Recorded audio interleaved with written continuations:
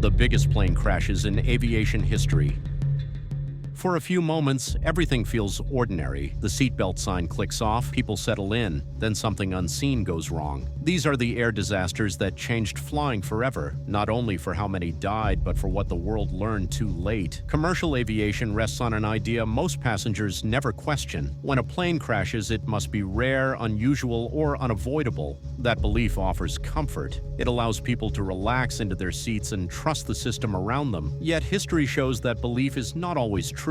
Some of the most devastating crashes did not come from hostile skies or sudden fate. They came from missed warnings, rushed decisions, and responsibility ending one step too soon. Those failures rarely appeared out of nowhere. In many cases, the danger existed long before the aircraft ever left the gate. Engineers raised concerns that sounded technical and distant. Pilots reported strange behavior that did not quite trigger an alarm. Internal documents described weaknesses in careful language. Each warning seemed manageable on its own. Together, they pointed to something far more serious. Air disasters are rare, yet a small number stand apart from the rest. These events forced airlines, manufacturers, and regulators to admit that something deeper had failed. They were not routine malfunctions or surprise storms. They exposed weak points hidden inside aircraft designs, training systems, and chains of decision-making that stretched far beyond the cockpit. Once those cracks were revealed, aviation could not return to business as usual. Investigators kept returning to the same questions. Could this have been prevented? Who knew about the risk before the flight ever took off? Why were early warnings softened, delayed, or ignored? Each answer uncovered another layer of danger that had slowly become accepted as normal. The wreckage simply made denial impossible. These flights did not begin as emergencies. They were ordinary trips on ordinary days. Some passengers were heading home after work. Others were starting vacations, visiting family, or returning from business trips. Children carried toys. Couples planned reunions. None of them boarded believing they were stepping into a lesson that would later reshape aviation safety. They trusted the system around them the same way passengers still do today. That trust makes the aftermath harder to accept. Many of the people lost in these disasters never knew they were part of a turning point. Their names later appeared in investigation reports, courtroom filings, and safety hearings. Their final moments became evidence. Rules were rewritten because of them, though those changes arrived only after lives were gone. Progress, again and again, followed tragedy rather than foresight.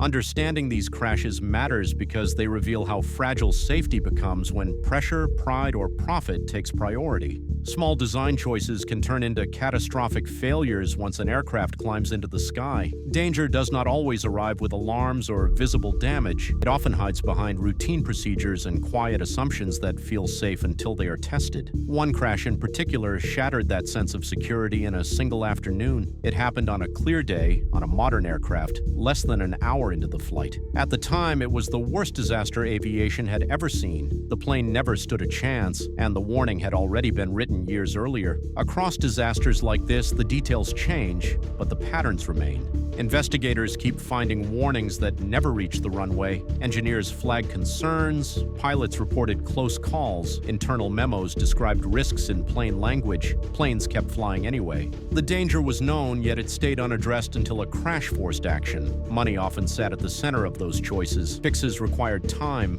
Grounded aircraft meant lost revenue. Public confidence felt fragile. Decision makers feared headlines more than quiet technical failures. Safety became something to revisit later, once schedules stabilized or attention faded. That delay carried a cost paid by passengers who never agreed to accept that risk. Human limits added another layer. Crews worked long hours under constant pressure to stay on time. Fatigue narrowed judgment. Stress made risky choices feel acceptable. Systems that had worked before were trusted again, even when conditions changed. Routine slowly replaced caution. The systems themselves also played a role. Aircraft were treated as flawless machines instead of tools built by people. Warnings were trusted without question. Procedures were followed even when they no longer fit the situation. When failure arrived, it moved faster than anyone expected, leaving little chance to recover. What often goes unnoticed is how close many of these disasters were to being stopped. In several cases, the final trigger was small, a latch that appeared secure, a report marked as low priority, a decision postponed to the next inspection.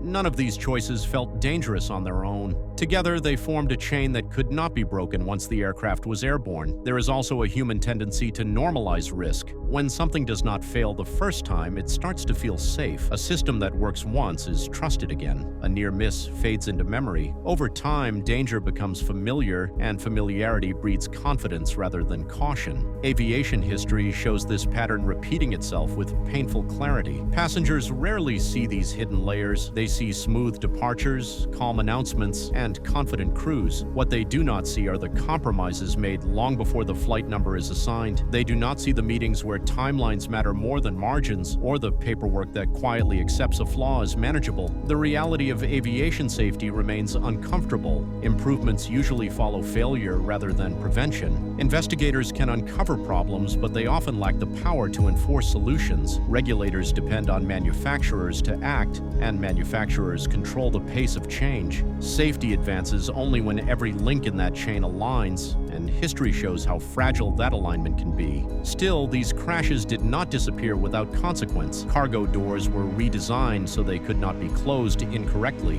Baggage rules changed so no suitcase flies without its owner on board. Weather procedures became stricter, leaving less room for judgment calls in dangerous conditions. Evacuation training improved, turning seconds into saved lives. Over time, the industry absorbed lessons written in loss. Oversight grew stronger. Safety data began crossing borders instead of staying locked inside agencies. Pilots are trained as teams rather than lone decision-makers. Weather radar improved. Runway safety systems expanded. Each upgrade traced its origin to a report written after lives were lost. The hard truth remains unchanged. Many rules exist only because someone died first. Every checklist item, every warning label, every design change carries a story behind it. Those stories rarely reach passengers, yet they shape every safe landing today. Modern aviation feels secure because it has been tested in the harshest way possible. Failures were examined closely, assumptions were stripped away, procedures were rewritten. Safety did not arrive by chance. It was built piece by piece from accountability, memory, and hard-earned understanding. These stories still matter because forgetting them invites repetition. Flight remains safe only as long as memory stays sharp and responsibility stays shared. The sky does not forgive carelessness, and history shows what happens when lessons fade. If this changed how you think about flying, share your thoughts below. Support the channel if you want more aviation stories told clearly and honestly.